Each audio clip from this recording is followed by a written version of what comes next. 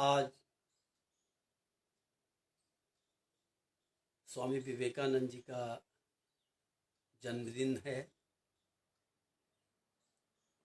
12 जनवरी 1963 को पैदा हुए थे। आज उनका अवतरण दिवस है और इस अवतरण दिवस पर उस मनीषी को मैं प्रणाम करता हूं और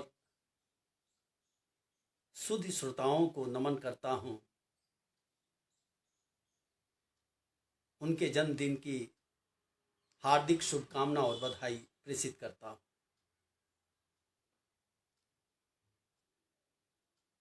ऐसे ऐसे विलक्षण प्रतिभाएं इस धरती पर कम ही अवतरित होती हैं, सदियों में अवतरित होती हैं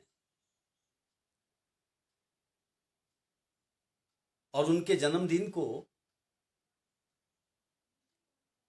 युवा दिवस के रूप में मनाकर आज युवाओं में एक राष्ट्रीय भावना का संचार करने का प्रयास किया गया।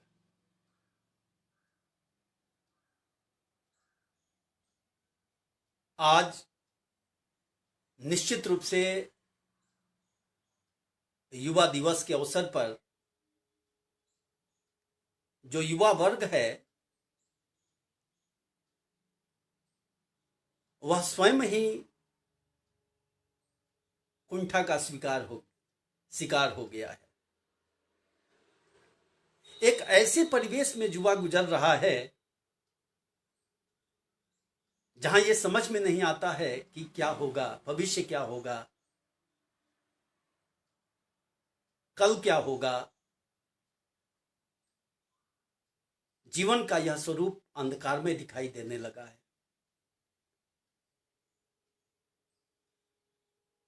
जिस युवा में समाज को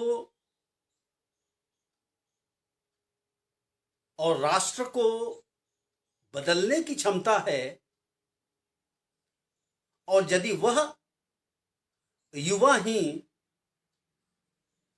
कुंठा का शिकार हो जाएगा तो समाज में तब्दीली कैसे आएगी, व्यक्ति और राष्ट्र के स्तर पर परिवर्तन कैसे आएगा। क्योंकि स्वामी विवेकानंद कहते थे कि यदि मुझे 10 युवा मिल जाएं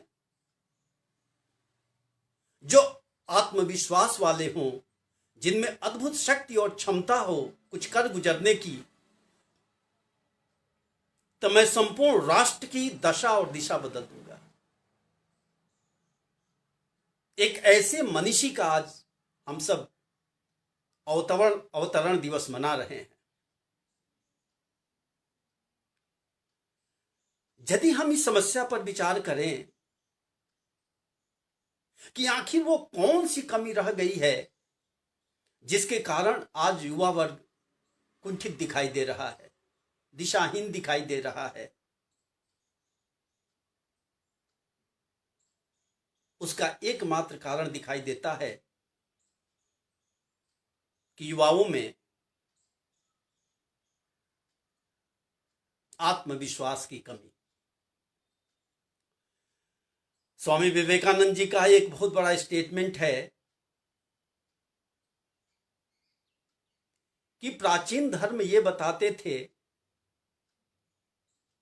कि नास्तिक वह है जिसे ईश्वर में आस्था नहीं है, परंतु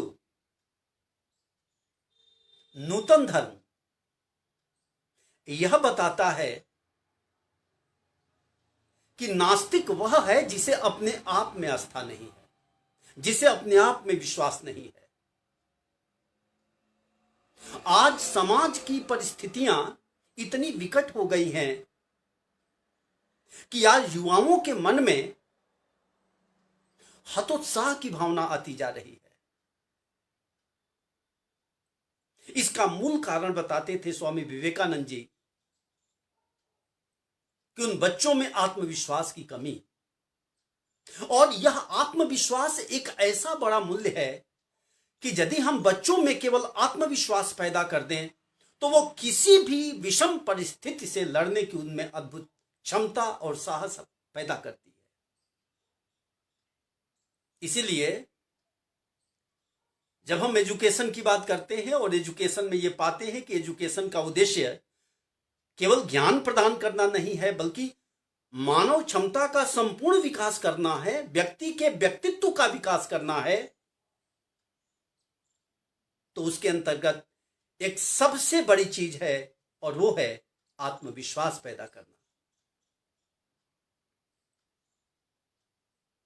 आज परिवार के स्तर पर,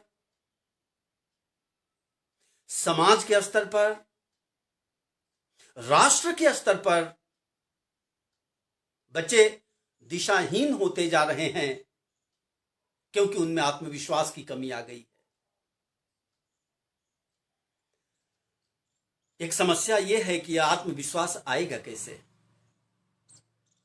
क्या केवल हम प्रवचन करते रहें आत्मविश्वास के ऊपर तो बच्चों में आत्मविश्वास पैदा हो जाएगा? इस अविश्वास का कारण क्या है? तो यदि स्वामी विवेकानंद जी की भाषा में कहा जाए तो कहा जा सकता है कि इस आत्मविश्वास की कमी का जो कारण है वो है डिसऑर्डर, व्यतिक्रम, अव्यवस्था। जो विश्वास है वो ऑर्डर है, विन्यास है, व्यवस्था है, परंतु जो अविश्वास है वो डिसऑर्डर है, व्यतिक्रम नहीं, व्यतिक्रम है। और इस अविश्वास का मूल कारण यही डिसऑर्डर है। युवा वर्ग में से अधिकांश थर्मोडायनेमिक्स पढ़े हैं और थर्मोडायनेमिक्स में डिसऑर्डर की थियरी आती है कि डिसऑर्डर होता क्यों है, डिसऑर्डर का कारण क्या है और डिसऑर्डर से ऑर्डर की ओर हम बढ़ेंगे कैसे, कैसे हम व्यतिक्रम से विन्यास की ओर बढ़ेंगे, कैसे हम अव्यवस्था से व्यवस्था की ओर बढ़ेंगे, कैसे हम अविश्वास से आत्मविश्वास की ओर बढ़ेंगे।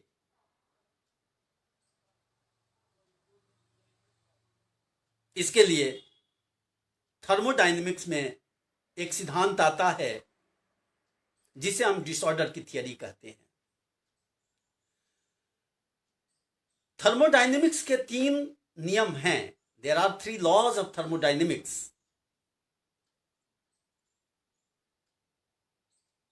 Number 1 is concern with the transformation of energy. जो पहला सिद्धांत है वो ऊर्जा के रूपांतरण से संबंधित है।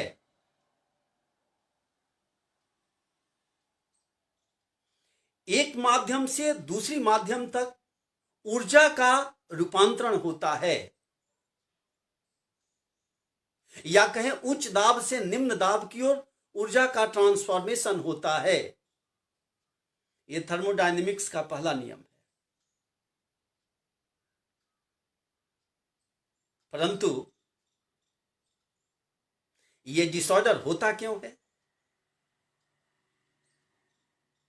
इसके लिए थर्मोडायनेमिक्स में एक दूसरा सिद्धांत आया जिसे थियरी ऑफ एंट्रोपी या डिसऑर्डर की थियरी कहते हैं।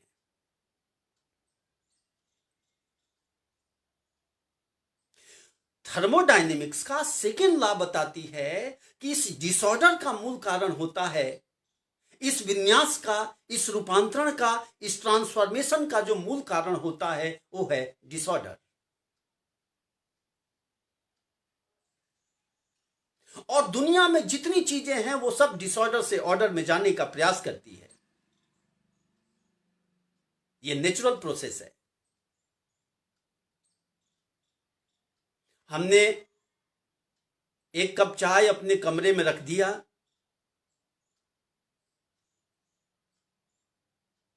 और वह चाय थोड़ी देर बाद ठंडी हो जाती है, रूम टेम्परेचर पर आ जाती है। क्योंकि एनर्जी का डिसऑर्डर हुआ,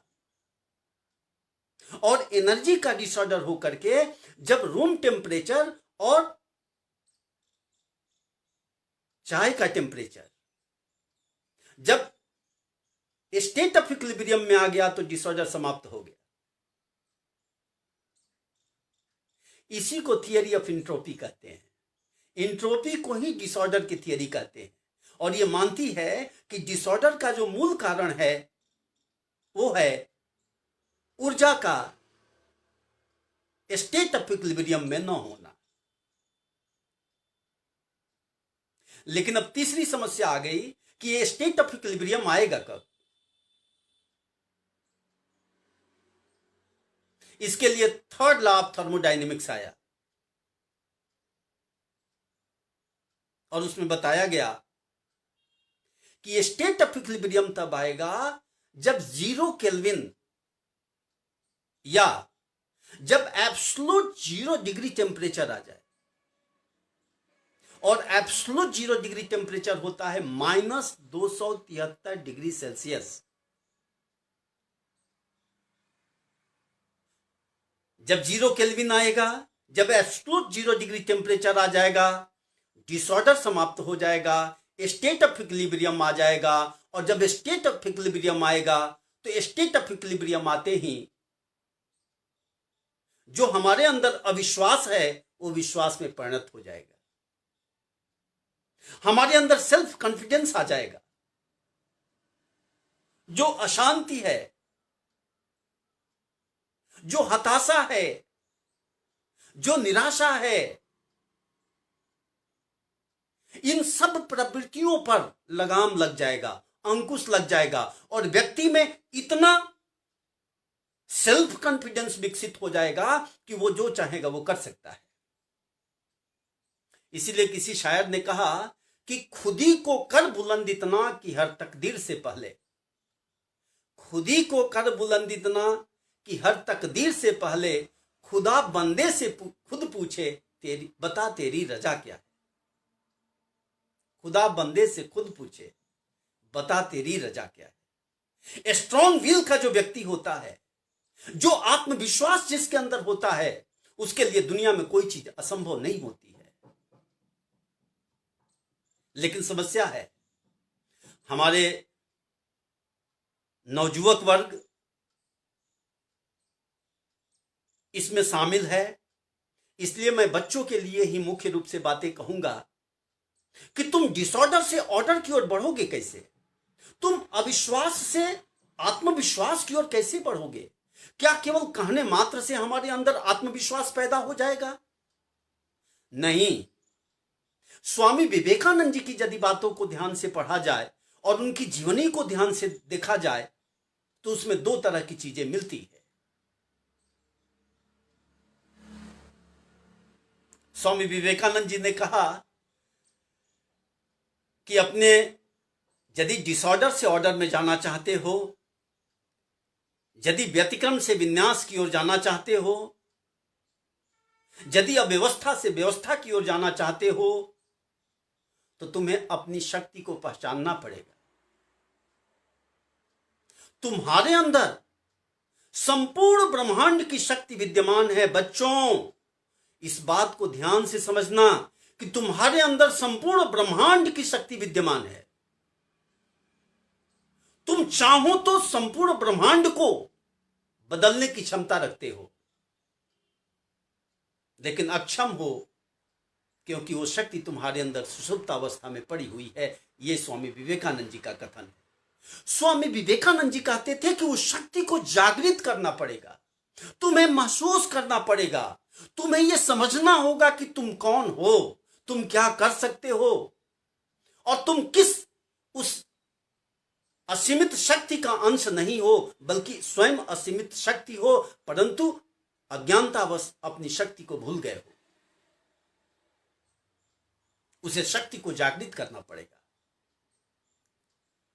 और स्वामी विवेकानंद जी ने जो मैकेनिज्म सेटअप डेवलप किया उस शक्ति को जागृत करने के लिए, उन्होंने कहा कि समाज और व्यक्ति केवल भौतिकतावादी चकाचौंध में फंसा हुआ है। आजकल हमारे बच्चे सोशल मीडिया पर अपना अधिकांश समय व्यतीत कर रहे हैं। सोशल मीडिया बुरा नहीं है, सोशल मीडिया तो समुद्र है और समुद्र मंथन में रत्न भी मिलता है, अमृत भी मिलता है और विष भी मिलता है। हमें बच्चों को बताना होगा कि अमृत का पान करो, विष छोड़ दो। सोशल मीडिया में यदि उलझ कर रह जाओगे तो अपनी तुम एनर्जी को दिग्भ्रमित कर दोगे। तुम्हारे अंदर जो शक्ति है वो क्षय होती जाएगी। स्वामी विवेकानंद ने कहा कि जो इस धरती का सर्वाधिक बुद्धिमान व्यक्ति है,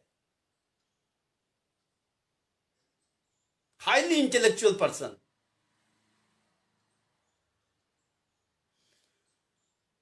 वो अपने ब्रेन का केवल 8% उपयोग कर पाता है। ओनली 8%। जीनियस व्यक्ति अपनी क्षमता का केवल 8% उपयोग कर पाता है। 92% तो समझ ही नहीं पाता है कि उसके अंदर कौन सी शक्ति है। स्वामी विवेकानंद जी कहते थे कि यदि 8% शक्ति को समझने वाला व्यक्ति इस दुनिया का सुपरमैन हो सकता है, इस विश्व का ब्रह्मांड नायक हो सकता है, तो यदि हम अपनी संपूर्ण शक्ति को जागृत कर लें तो हम क्या से क्या कर सकते हैं? क्या फिर भी हम हताश रह जाएंगे? क्या फिर भी हम उदास रह जाएंगे? क्या फिर भी हम निराशा और अवसाद से ग्रसित होंगे? अवसाद का कारण अपनी शक्ति को न समझ पाना है। हम अपनी शक्ति, इसके लिए स्वामी विवेकानंद जी ने कहा कि वो तरीका है ध्यान। जब हम ध्यान करते हैं तो ध्यान करके हम अपनी शक्ति को जागृत करते हैं, और यदि शक्ति को जागृत करके जिस ओर लगा देंगे वो काम तत्क्षण में संपन्न हो जाएगा। एक उदाहरण समझिए, सूर्य से रोशनी आ रही है, लेकिन उस रोशनी में क्षमता नहीं है कि किसी चीज को जला दे, लेकिन उसी सूर्य के रोशनी में एक कोई लेंस लगा दे जो सूर्य की रोशनी को कंसंट्रेट करके एक जगह केंद्रित करके लगा दे, तो जहां लग जाएगी वो चीज जल के राख हो जाएगी। बच्चों, आज हमारी अंदर शक्ति तो है, लेकिन शक्ति विकृत हो गई है, या शक्ति केंद्रित नहीं है, बल्कि वह शक्ति का हम क्षय करते जा रहे हैं। आज हमें अपने वजूद को समझना पड़ेगा कि क्या हम एक हाड़ मान से बना हुआ एक पुतला है, या हमारे अंदर अकुत भंडार है, हमारे अंदर अकुत शक्ति है, असीमित शक्ति है। उस शक्ति को महसूस करना होगा, उसे रियलाइज करना होगा, उस शक्ति को जागृत करना होगा। स्वामी विवेकानंद जी कहते थे कि उस शक्ति को जागृत करने का एक ही तरीका है, और वो है ध्यान। ध्यान के द्वारा जैसे हम पढ़ते हैं, लिखते हैं, तो हमारा बाह्य ज्ञान आता है, हमारे अंदर इंफॉर्मेशन आता है, परंतु वो इंफॉर्मेशन हमारी आत्मिक शक्ति को जागृत नहीं कर सकता है। आंतरिक शक्ति को जागृत करने के लिए तो अंतर में जाना पड़ेगा। और आप सब बच्चों जानते होंगे, स्वामी विवेकानंद तो युवाओं के आदर्श हैं। स्वामी विवेकानंद जी के बेलूर मठ में सुबह और शाम 2 से 3 घंटे का ध्यान होता था, और स्वामी विवेकानंद जी कहते थे कि ध्यान के द्वारा हम अपनी आंतरिक शक्तियों को जागृत करते हैं। हम महसूस करते हैं कि मैं कौन हूं, और जब हम आंतरिक शक्तियों को जागृत करने में सफल हो जाते हैं तो उसका एक ही पहचान होता है कि व्यक्ति अभयता को प्राप्त करता है, निराशा से ऊपर उठता है, अवसाद से ऊपर उठता है। बच्चे ये समझ लिए हैं कि सरकारी नौकरी ही जीवन का लक्ष्य है, निश्चित रूप से लक्ष्य है, होना चाहिए, परंतु केवल वही जीवन नहीं है। जीवन में बहुत सारी चीजें ऐसी है जो बची हुई है जिसे हमें हासिल करना है। अपने लिए तो सब जीवन जी रहे हैं, हमें दूसरों के लिए भी जीवन जीना होगा, लेकिन तब जब हम अपनी आंतरिक शक्तियों को जागृत करें और जागृत करके हम महसूस करें कि मैं कौन हूं।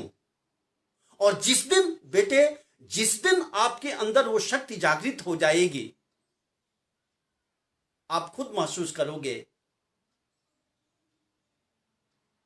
कि निराशा आपको छू नहीं सकती है, क्योंकि जिस तरह सूर्य की रोशनी को केंद्रित करके एक स्थान पर लगा दिया,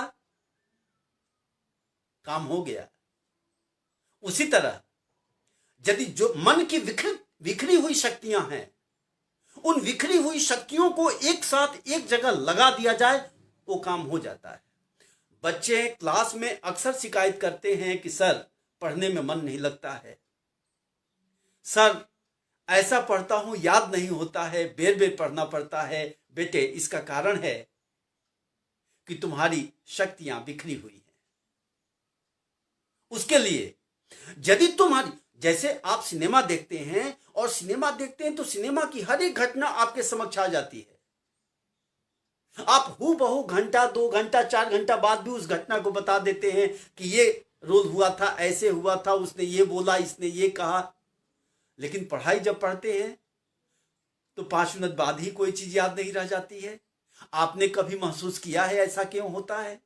ऐसा इसलिए होता है क्योंकि उस समय आपकी शक्ति बिखरी हुई थी। आपकी मानसिक शक्तियां जहां कंसंट्रेट होनी चाहिए, जहां पर केंद्रित होनी चाहिए, वहां पर बिखरी हुई है। और यदि बिखरी हुई है तो वो चीज आपके जेहन में नहीं आ सकता है, वो अस्थाई नहीं हो सकती है। यदि उसे अस्थाई बनाना है तो उस शक्ति को समझना पड़ेगा। जरूरी नहीं है कि हर एक बच्चा आईएएस बने, जरूरी नहीं है कि हर एक बच्चा पीसीएस बने। बेटे, एक पिक्चर देखा था 3 इडियट्स, और उस 3 इडियट्स में की जो खूबसूरती थी वो ये थी कि पेरेंट्स का दबाव होता है कि बच्चा इंजीनियर बने, पेरेंट्स की चाहत होती है कि बच्चा डॉक्टर बने, लेकिन बच्चे का जो इंटरेस्ट है कहीं और है।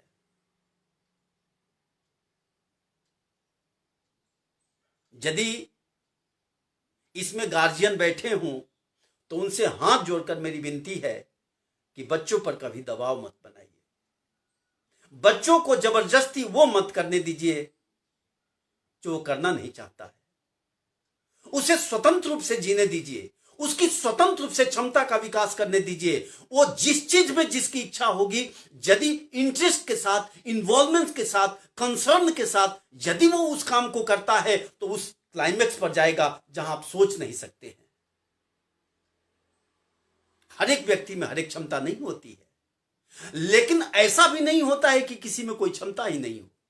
स्वामी विवेकानंद जी कहते थे कि जिसे तुम सबसे कमजोर समझते हो उसे भी कमजोर मत समझना, क्योंकि उसमें भी ऐसी क्षमता है जो तुम्हारे अंदर नहीं है। हर एक व्यक्ति में कोई एक क्षमता नहीं होती है। बेटे, उस क्षमता को जागृत करना, उस क्षमता को तराशना, उसको और विकास करना, इसी के लिए स्वामी विवेकानंद जी कहते थे कि ध्यान की क्रिया अपनाया जाए। ये सत्य है कि आप अपना भाग्य नहीं बदल सकते, ये सत्य है कि आप अपना भाग्य नहीं बदल सकते, परंतु आप अपनी आदतें बदल सकते हैं। ये सत्य है कि आप अपना भाग्य नहीं बदल सकते, परंतु आप अपनी आदतें बदल सकते हैं। यकीन मानिए, आपकी आदतें ही आपका भाग्य बदल देंगी। बेटे, हम दुखी हैं, उस दुख का कारण मैं खुद हूं। हम खुद बैठ करके देखें कि जो दायित्व हमें मिला है समाज के द्वारा, परिवार के द्वारा, राष्ट्र के द्वारा, उस दायित्व के लिए हम कितना कार्य कर रहे हैं। जापान की यह घटना है बेटे, नवयुवकों के लिए बहुत ही प्रेरणादायक है। इसलिए मैं आपके समक्ष उस घटना को प्रस्तुत करना चाहता हूं। बहुत पहले टाइम्स ऑफ इंडिया में पब्लिश हुआ था। एक भारतीय युवा था, जापान में नौकरी कर रहा था। वहां पर उसे एक लड़की से इश्क हो गया और इश्क इतना आगे बढ़ गया कि दोनों वैवाहिक बंधन में बंधने के लिए निश्चय कर लिए। वह लड़का भारत का था। विवाह की तिथि तय हो गई। वो अपने भारत आने के लिए एयरपोर्ट पे आया ताकि गार्जियन को ले जा सके शादी विवाह उस समारोह में पार्टिसिपेट करने के लिए। जब वो एयरपोर्ट आया तो अपनी प्रेमिका को फोन किया और कहा कि मैं तुमसे मिलना चाहता हूं क्योंकि मैं इंडिया जा रहा हूं। उस लड़की ने कहा कि मेरे पास अभी समय नहीं है क्योंकि मैं अभी नौकरी कर रही हूं, सरकारी नौकरी कर रही हूं। उस लड़के ने फिर आग्रह करा कि अब तो हम लोगों की शादी होने वाली है, अब तो हम जाएंगे, अपने गार्जियन को लेके आएंगे, हम लोग वैवाहिक बंधन में बन जाएंगे। अब मैं तुझे देखना चाहता हूं, तुम आओ। बहुत जिद किया तो वो लड़की आई। इसके बाद जब बोर्डिंग होने लगी तो इसके बाद एक एंट्री पर रोक लग जाती है, उसके अंदर आप नहीं जा सकते। उसी समय उस लड़की ने उस युवक को पत्र दिया। उस लड़के ने सोचा कि फ्लाइट में बैठूंगा तो पढ़ूंगा। जब बोर्डिंग हो गई, इसके बाद उसने पत्र खोल के पढ़ा तो उस लड़की ने उस पत्र में लिखा था कि मेरे को एयरपोर्ट आने से मेरे कार्य में बाधा पहुंचा और मेरे राष्ट्र का इतना प्रति नुकसान पहुंचा। अतः अब विवाह तो बहुत दूर की बात है, मैं आपसे प्रेम भी नहीं कर सकती, क्योंकि जो व्यक्ति राष्ट्र हित में कुछ कंट्रीब्यूशन नहीं कर सकता वो व्यक्ति मेरा दोस्त कैसे हो सकता। बच्चों, जरूरत इस बात की है कि तुम केवल इंडिविजुअल एंटिटी नहीं हो, तुम एक राष्ट्र की संपदा हो। तुम्हें राष्ट्र के लिए कुछ करना है, अपने लिए करना है, परिवार के लिए करना है, समाज के लिए करना है, और यह काम केवल और केवल युवा वर्ग करेगा।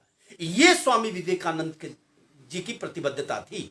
वो कहते थे कि युवाओं में एक क्षमता है कि वो राष्ट्र की दशा और दिशा परिवर्तित करे, परंतु अक्षम व्यक्ति नहीं, परंतु असमर्थ व्यक्ति नहीं। सक्षम युवा, और सक्षम युवा यो होता है जिसे स्वामी विवेकानंद ने कहा जिन्होंने अपनी आत्मिक शक्ति को पहचान लिया है, जिसे अपने स्वरूप का बोध हो गया है, जो ध्यान के द्वारा अपनी शक्तियों को जागृत कर लिया है। ऐसे बालक यदि 10 मिल जाएं, युवा मिल जाएं, तो मैं राष्ट्र की दिशा और दशा, एक नए भारत का निर्माण करने में सफल हो जाऊंगा। बच्चों, आप उनके जन्मदिन पर आज हम सब मिल रहे हैं जिन्होंने भारत का गौरव एक वैश्विक धरातल पर पहुंचाया। और 1893 की घटना कोई भूल नहीं सकता है, शिकागो सम्मेलन का। आप सब जानते ही हैं कि शिकागो सम्मेलन जो धर्म महासभा हो रही थी, विश्व सम्मेलन हो रहा था, उसमें किसी तरह स्वामी विवेकानंद जी को पार्टिसिपेट करने का मौका दिया गया, बोलने के लिए मौका दिया गया, केवल 2 मिनट के लिए।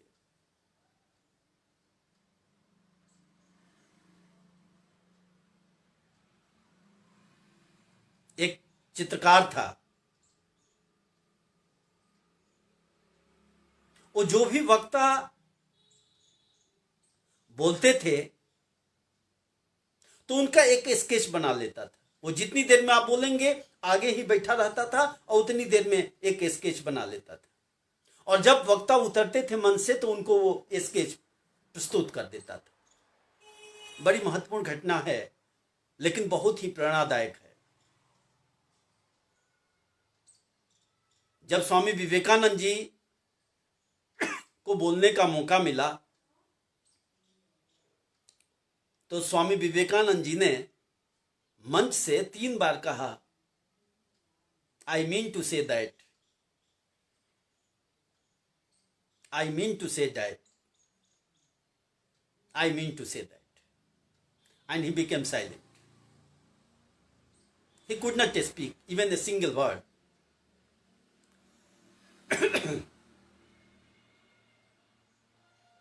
लेकिन उसके थोड़े ही समय बाद आप सब जानते हैं अपने गुरु को आवाहन किया, स्वामी रामकृष्ण परमहंस साहब को, और स्वामी रामकृष्ण परमहंस साहब का शरीर 10 साल पहले 1883 में उनका देहावसान हो गया था। जब कुछ नहीं बोल पाए तब उनको याद किया, और इसके बाद जो भाषण किया वो अद्भुत भाषण था। पूरा विश्व उसका नमन करता है, आदर करता है, सम्मान करता है। जब भाषण दे करके स्वामी विवेकानंद जी नीचे उतरे तो उस चित्रकार ने उनका स्केच उनको प्रस्तुत किया। तो स्वामी विवेकानंद जी ने देखा कि उस पर उसने 2 व्यक्ति का चित्र बनाया है। एक स्वामी विवेकानंद स्वयं का और एक उनके पीछे खड़े उनके गुरु का।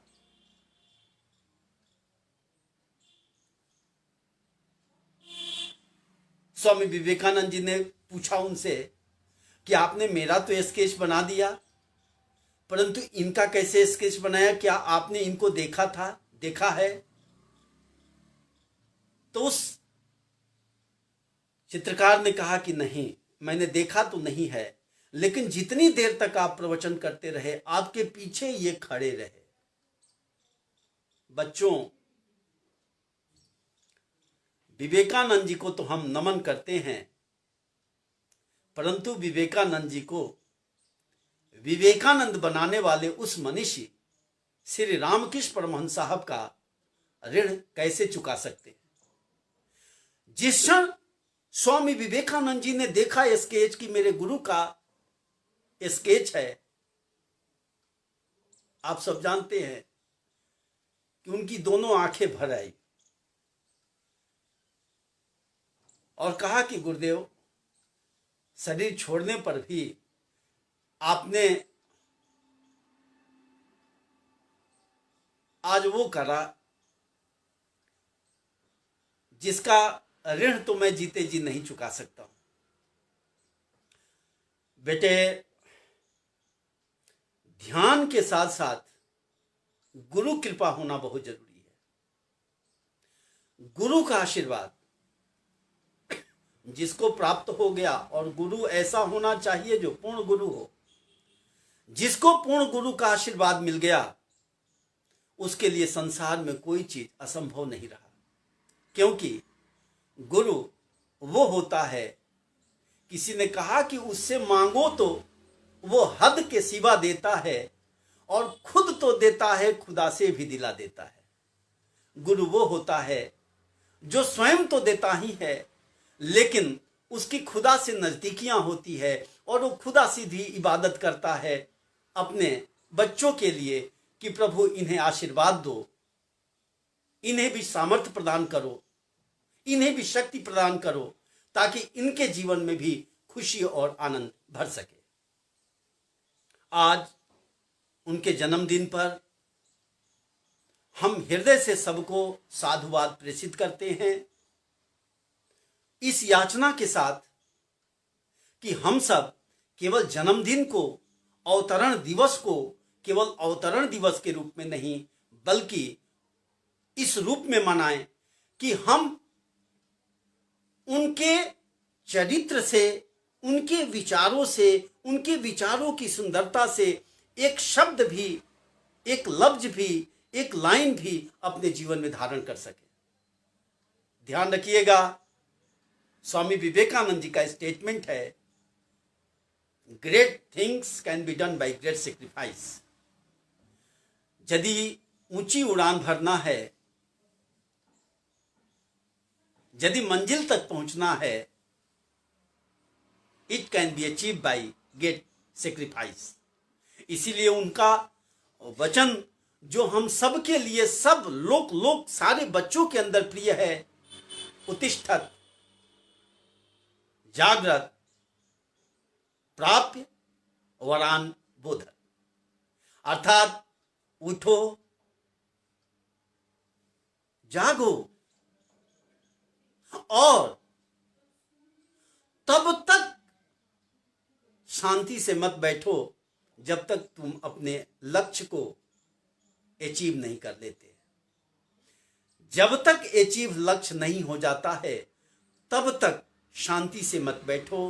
बच्चों, तुम्हारे अंदर अकूत क्षमता है, उस शक्ति का दुरुपयोग केवल फेसबुक पर मत करो, केवल ट्विटर पर मत करो, केवल सोशल मीडिया पर मत करो, बल्कि अपनी शक्ति को जागृत करने का कुछ तरीका मैं अंकित द्विवेदी से ये आग्रह करूंगा कि एक समय, कुछ समय बच्चों के साथ हमको निकालने का समय देंगे, जब हम ये तय करेंगे कि आखिर वो ध्यान की क्रिया क्या होगी जिसके द्वारा कर करके हम अपनी शक्ति को जागृत कर सकें।